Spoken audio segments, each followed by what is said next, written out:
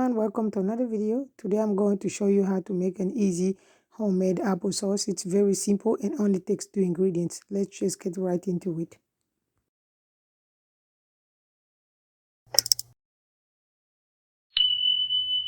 For this recipe, I will only need apples, and a second ingredient will be cinnamon. So the apples, I'm going to peel them off. Actually, my children, sometimes when they eat the apple, what they do is they can eat some of it and then don't finish it. So what I do is I usually take whatever apples I have to be able to make applesauce, and sugar-free. So the only sugar is the one that is into the apple itself, which is natural sugar. So as you can see, one of the apples is a little rotten. So what I do is I remove the rotten part, and then I would use the rest of the apple. So if you have apples in your house, and instead of just getting rid of it, you can always use it to make your applesauce and you will enjoy it. So that's what I'm doing here, and I'm peeling him off. I will cut it into small slices, and then I will be able to boil it.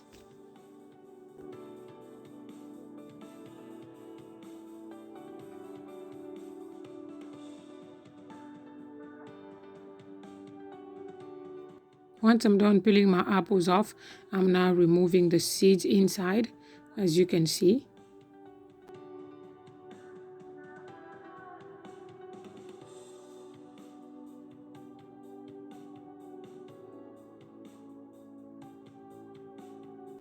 After I'm done removing the seeds from the apples, now I've rinsed it and I'm cutting it in small pieces to boil it for just 5 minutes. And when it's smaller, then you can cook it in way less time compared to when it's big slices of apples. So that's what I'm doing, just 5 minutes, and that should be it.